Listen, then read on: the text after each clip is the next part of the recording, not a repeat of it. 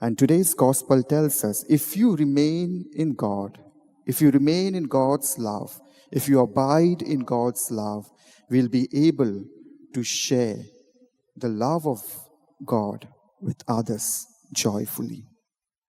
And what happens if we don't remain in God's love? What happens if we don't dwell in God's love? What happens if I don't follow the commandments?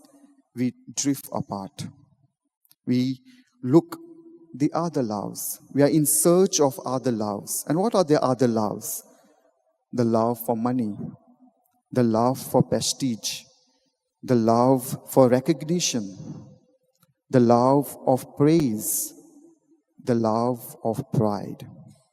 So, my friends, during this Eucharistic celebration, let us pray for the grace that we always remain in God's love, remain in His love, dwell in God's love, abide in God's love, so that we may share the good news, share the gospel to others joyfully, because we are all joyful Christians.